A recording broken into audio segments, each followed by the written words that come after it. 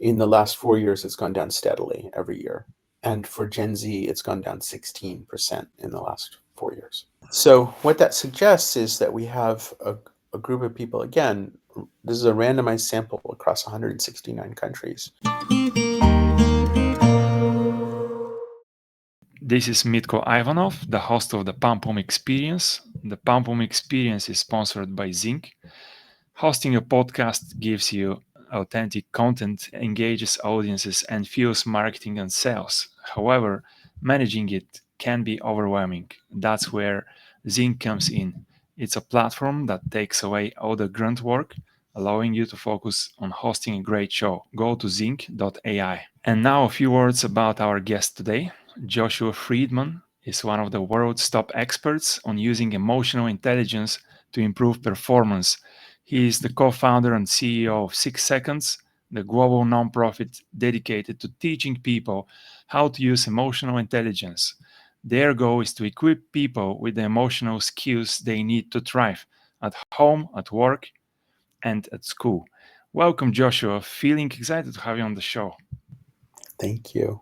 Well, on the pre-interview chat, we ended up realizing that talking point like engaging Gen Z, modern challenges related to engaging the Gen Z could be a primary talking point to cover. So, is there something exciting to share around this topic you'd like to start with?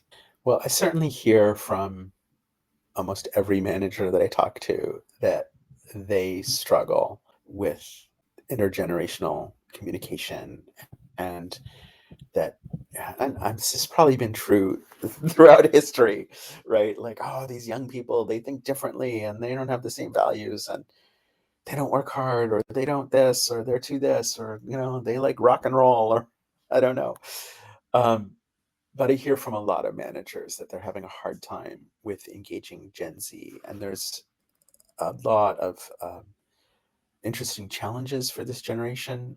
There's also a lot of myths, and we have new research that's coming out any day now, which confirms some of the challenges, but really breaks some of the myths.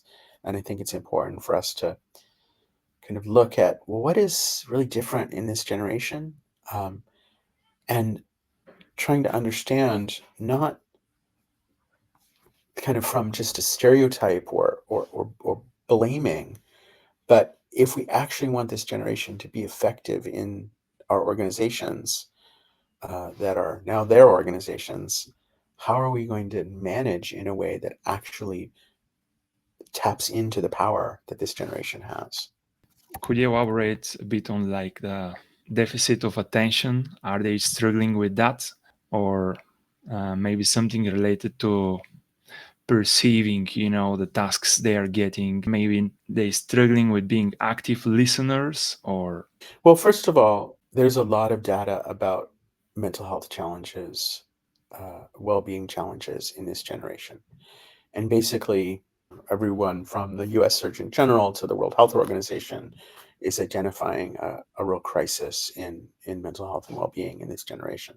I would like to suggest that that is both true and a mischaracterization. We tend to think about anxiety as something negative.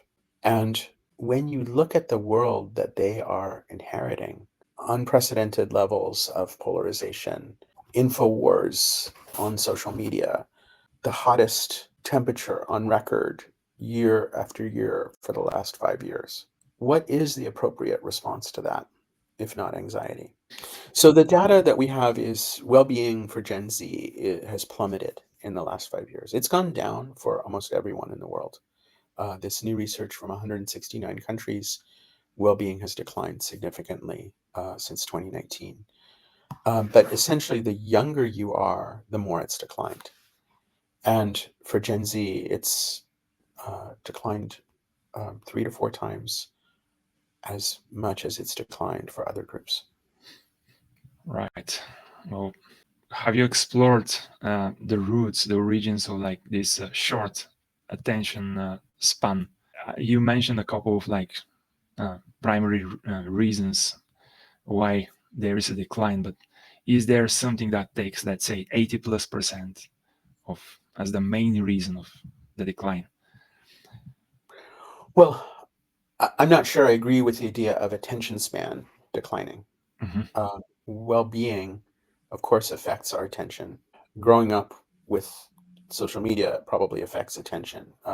There's a new book out called The Anxious Generation, and a book a few years ago called iGen, which both suggest that smartphones make us dumber and do affect our attention. But one of our findings is in a competency that we call navigating emotions. And essentially, it's being able to engage with emotions proactively and not be triggered by difficult emotions. And this is a skill that's gone down steadily over the last 10 years. But that's not true. It's gone up and down over the last 10 years, but Mm. it's gone down overall. In the last 4 years, it's gone down steadily every year. And for Gen Z, it's gone down 16% in the last 4 years. For other generations, it's gone down about 5%. So what that suggests is that we have a group of people, again, this is a randomized sample across 169 countries, suggests we have a group of people who, I don't know why, I have some guesses, but are finding their own emotions pretty volatile and a sense of, I don't like the term emotional control, Hmm. but feeling emotions out of control, feeling emotions harder to handle. And, again, the word anxiety comes up as one of those feelings that's very hard to handle. But maybe overall, just in kind of instability. And again, this is in all generations and both genders that we've studied. We're seeing this, particularly in some regions of the world more than others. But for Gen Z, the effect is dramatically more intense. That means, as a manager, if you're saying, these young people, they're really, their emotions all over the place, you can either go at that and say, yeah, let's blame them for that. And, kind of be irritated by it. Or you can say, wow, that creates a different responsibility for me as a manager. And I actually need more skills because Yeah. everyone that I'm managing, including myself, statistically is having a harder time with this. But for these younger people, it's really intense. And I really better get better at this if I'm going to support them. Right. Well, looks like it's a new set of skills that needs to be developed, and it's another proof that yeah, leaders needs to grow constantly to face the modern challenges. There's Well, another myth of this generation, which is they're lazy, they don't work hard. And what our research shows is that their achievement scores are actually quite high. mhm, Their satisfaction scores are very low. right. So if you look at this kind of comparison between achievement and satisfaction for Gen Z, it's like this. And so there's that sense like, okay, I'm I'm not I'm doing a lot, but I don't feel good about the results. Whereas with the older generations, they're much more on par between the achievement and that sense of satisfaction with the results. So we have this generation that's uh, okay, I'm doing all this work. I'm doing the things I'm supposed to do. I'm going to school. I'm getting grades. I'm getting a job. I'm doing my work, but it's not doesn't feel worthwhile. Mm. And that says, okay, maybe we as older people are not doing a good enough job connecting the dots and listening and helping to hear from them. What is it that's not connecting for you? Right? You're working hard. It's like you imagine a car. It's the engine is revving, the tires are spinning, but the car's not moving very much. Well, why not? Is it on sand? Is it the wrong kind of tires? Are the tires not inflated? Like what's going on? Let's try to understand why that car isn't moving the way they want it to. And by the way, if you're a manager saying, oh, they're not productive, well, you're also seeing that car's not moving the way you want it to. So there's a shared perspective that we need to build and work on. Right. Well, look, I can recall I'm born in the 80s, and our dreams were related to becoming firefighters, policemen, at least here in Eastern Europe. And modern, younger, kids, their their you know dreams and the definition of a success has shifted to something entirely different. Probably now there a lot there's a lot of impact coming from the modern influencers, and their own definition of success, achieving Yeah. 6, 7, 8 figures in revenue per year, and a lot of like entrepreneurial related success. Well, Uh, there's another interesting finding around that, which is I would expect younger generations to be more daring. more optimistic, more let's go try it. And I think there's probably a biological imperative that, when you're in your 20s, it's like, yeah, like go out and adventure and try things. Um, and that's probably been an important part of our species for, millions of years. Um, what we're seeing in this new data on the global trends in emotional intelligence is that Gen Z is actually much more cautious than other generations. And I think that caution is connected to a sense of existential threat, Right. uh, but also maybe to a sense of a lack of efficacy. Like, I can't actually make a difference. And so that speaks to the importance of, in our workplaces, in our families, in our schools, in our communities, uh, how do we help everyone, and especially young people, see that their efforts actually can make things better? And if the kind of hands-on things like, okay, I'm going to build a building, I'm going to put out fires, that's one way of making a difference. There's some question about kind of bigger things like, well, how do I make a difference in environmental policy? How do I make a difference in ending war? And it seems like, as the world is burning both literally and figuratively, it's hard to make a difference in those things. And that requires more collective, collaborative action. But at the same time, we have the highest level of loneliness in the history of measuring loneliness, Yeah. which makes that collaborative action really difficult. Yeah. Oh, thanks for elaborating, Joshua. Um, let's cover another kind of like an existing issue, probably caused by the same. Probably it has the same roots, and this is the feeling of false urgency. Um, to be honest, I experience that occasionally as well, almost every week, to be honest, and it's one of the challenges I'm trying to cope with recently. So any kind of like uh, takeaways based on your experience in the space would be really valuable. Sure. Let's just start with kind of defining what this is.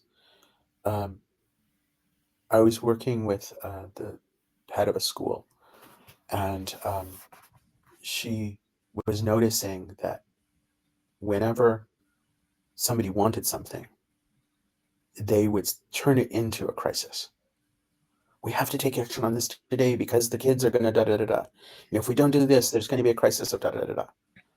And so basically, every meeting that she was having with her team was about crisis things. Right. Well, why were there so many crisis things? It's because they had developed a culture there that crisis things get attention. And it goes back to that old Eisenhower matrix. What's urgent and important versus urgent and not important? Mm-hmm. And can we distinguish between those two things? And when it's like, oh, it's a crisis, it's really hard to distinguish between which crisis things are actually important and unimportant. And then the most important quadrant in the Eisenhower matrix is the important, not urgent. These are the long term, what are we going to pay attention to? I just had this conversation with one of my team members where she was feeling really overwhelmed. And she's saying, like, I've got all of these things burning on my desk, all these people waiting to hear back from me. But I know I need to be working on some of these longer term pieces so that I can get in the future not to have so many burning issues on my desk. Right. And what I said to her is, what if you treat a little bit of time each day with that same urgency of the burning issues? And you just say, okay, I'm just going to take half an hour a day and treat it with that same sense of like, this is critical. Um, but it's not. It's the longer term pieces that you're working on. Anyway, the Yeah. tyranny of urgency, I've written on my whiteboard in my office in big a box. It says the tyranny of urgency. And it's about that sense of like, wow, this is so urgent. I have to focus on it. I have to do it. For myself, just stepping back and saying, well, is it urgent? And is it important? And when this voice comes up in my head of like, oh, I have to get this done, just saying, really? Do I? Who's that? Why? And just taking that moment of appraisal has been really helpful for me.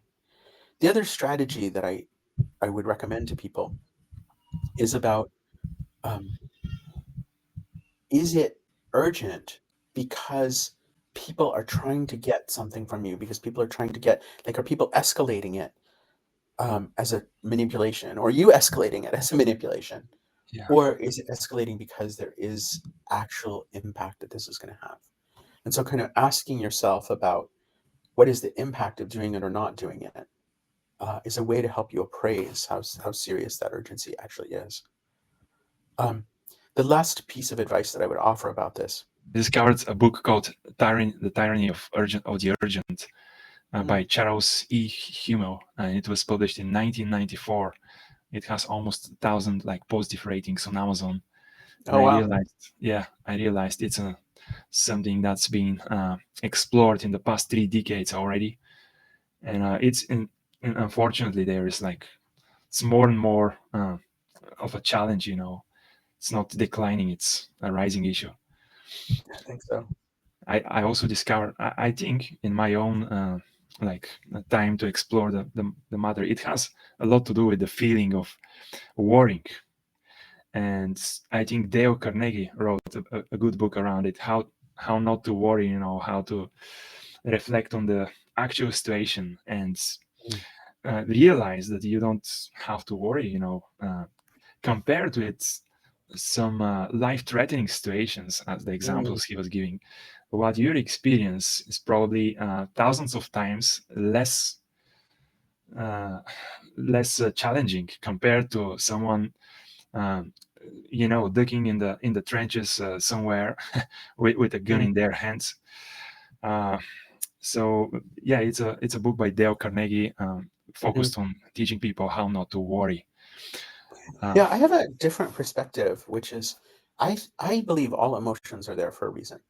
mhm, And so, people will say, "Oh, fear, that's false evidence appearing real," or, just overcome your fear. I think that's crappy advice. mhm. I think when we feel fear, it's there for a reason. It's trying to teach us something. It's trying to help us with something.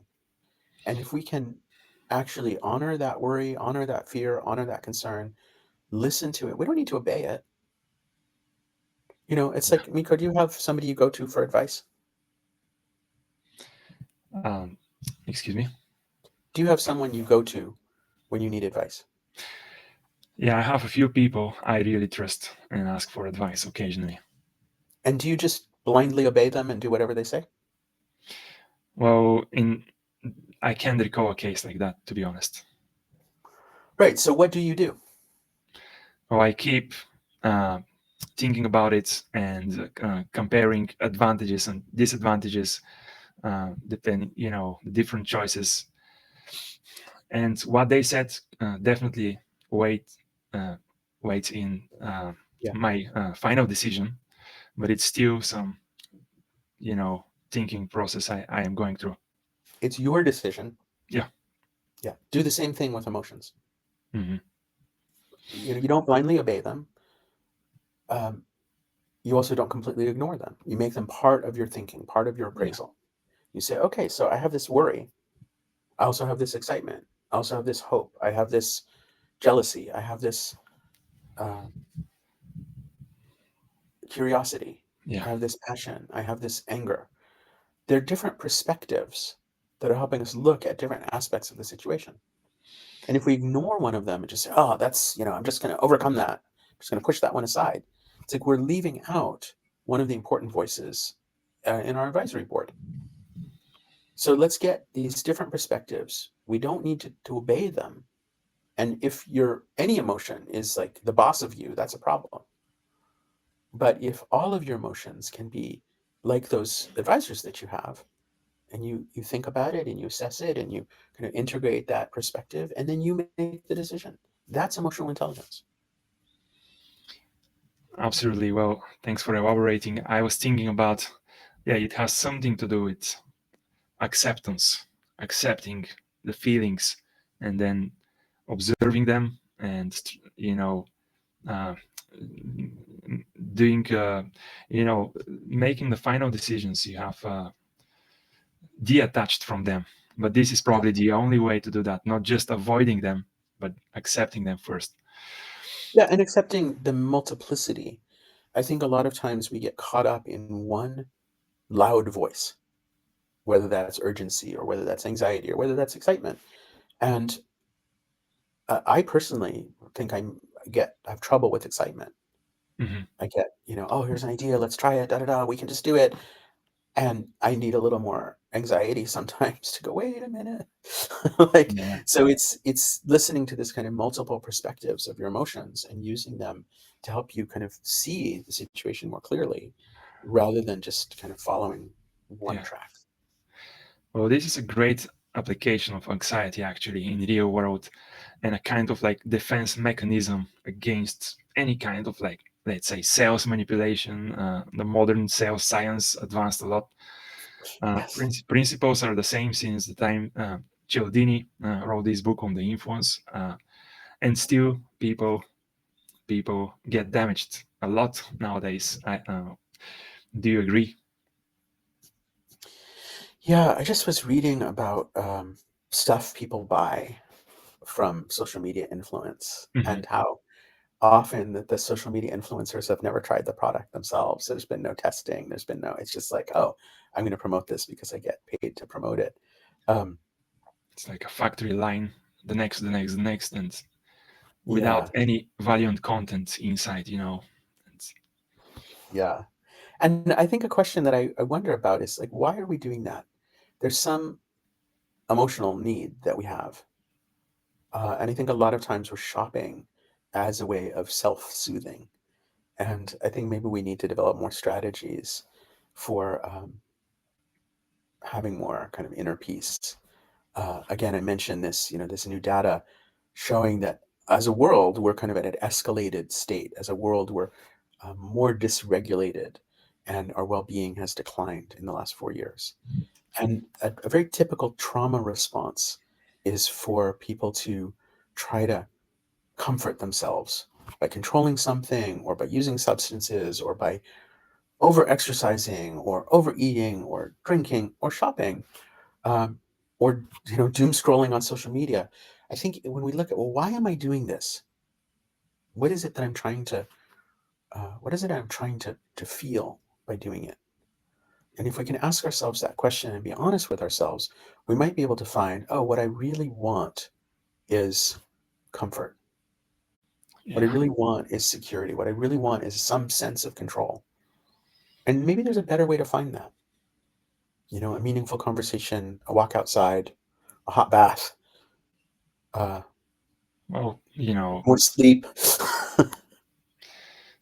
pleasure seeking somehow comes natural, and pain based like experiences and solutions are not that popular, but this is what actually could gives a lot of answers.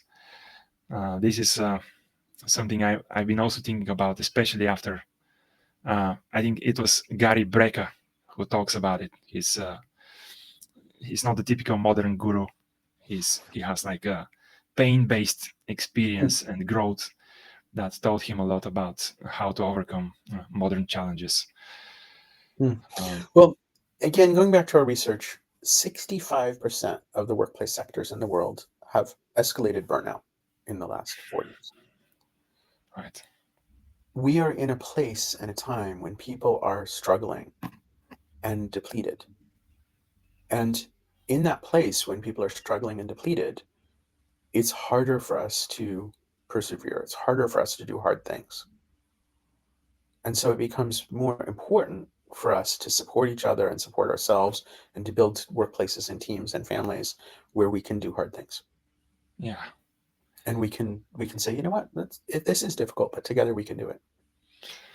Well, the keyword that comes into mind is like a sustainable improvements, sustainable growth, community-based one, company culture-based one, and Yeah. so this brings me to the next talking point. I thought it would be nice covering, which is related to sustainability. How do we go beyond words and create a lasting change? Yeah. Yeah. This is a really challenging topic. Again, really connected with what we've been discussing. If we're making really short-term decisions, we can say, oh, I want more environmental sustainability or I want more personal sustainability. But if we're making short-term impulsive decisions because we're distressed, uh, because the market is down, because people are burned out, because competition is high, because the pace of change is fast, like when we get into that short-term mindset, it's problematic, and we're not going to solve the problems that we have. We're not going to solve the long-term problems by working in this kind of short cycle. So I would suggest there are two key things here. One is about increasing relational support. But well, I'll do three: Mhm. personal, relational, communal. Okay, so at a personal level, yes, self-care is important. Yes, putting ourselves, learning and growing ourselves is important. And the problems that we're facing are not solo problems. And I think we have in our world, there's been an intentional effort in the part, for example, by energy companies to say, oh, you need to switch off the lights. We as a company don't need to, promote green energy generation. You personally need to take responsibility. And yet the vast majority of pollution is from sort of the five biggest companies in the world. Uh, so yes, the individual responsibility is real, and there's individual responsibility that we must take. And I don't think that we change the world. We don't change these larger systems if we don't change ourselves. But at the same time, we need to work at the relational level. Mhm. And I think a lot of us, our reaction to distress is to withdraw. And again, I mentioned loneliness. Uh, Unfortunately, when people are lonely, they tend to avoid people. Yeah. And yet that's, exactly what we need to do is to get out into the public square. Something I've just been in Italy for the last couple of weeks, and it's so wonderful in towns in Italy. You just like there is this public space, and there are lots of people there, and Mhm. and there's just like being around people. Um, as a kind of digital nomad in my own work, it's pretty easy for me to just stay away from people and connect like this, which is great, but it's not the same as sitting in a piazza and Definitely. you know having coffee with somebody. So that relational support, increasing our capacity for that, practicing that relational support, and we know that relationships are the number one predictor of health and well-being. It's Yeah. more important than whether you smoke or not. It's more important than what you eat. Relational support it's the number one and number two predictor of longevity. Number one in deep personal relationships, and number two in widespread social connectedness. Social determinants of health research, tons of well-being research shows that we are wired to be together. And if we have skills like the learnable, measurable skills of emotional intelligence, which we know help us make more meaningful connections with each other, and more meaningful connections with each other increase our personal, social, economic well-being, well, probably we should be developing those skills. So that personal level supports that relational level, and then the relational level supports the communal level. How do we leverage those relationships? The problems that we're facing in the world are big and they're complicated, and we can't address them ourselves. So how do we increase finding more people who are connected and supporting each other? And this comes circling back to Gen Z. I mean, it's something that young people are doing very well. We're seeing, large numbers of young people connecting and mobilizing and supporting each other, saying, yes, we can do this, um, not in a kind of hierarchical, um, traditional way, but in a more relational, social way to create movement, to create Yeah. engagement, positive Commu- change, Community based. Yeah. community based. And one of the projects that I work on is called Climate of Emotions, and it's about how do we use emotions to help create inner sustainability. How do we have a just and sustainable relationship with ourselves so we can have a just and sustainable relationship with one another, so we can have a just and sustainable relationship with the planet? Mhm. And Juan Carlos Monterrey, who's a pioneer in the connection between optimism and climate improvement, said we need to build resilience between us. And I think this is really profound. Yeah. It's another keyword worth mentioning. The conversation like this. Uh, cool. Well, I was thinking that at a certain extent, uh, this relational treatment serves as a prevention to some like stress-based diseases as well. Yes. Um, well, there's plenty of sub-subjects to cover here. I'm confident. Well, what can a modern leader, uh, benefit? How can they benefit from exploring the subject of emotional intelligence further? Could you forward people to a specific resource on 6seconds.org. This is the Yeah. page, right? 6seconds.org. Yeah. So I would encourage you to take a look at the business case for emotional intelligence that we publish. I'll give you the link, Miko, to share in the Mhm. podcast. It's a In the free show report. notes. Yeah.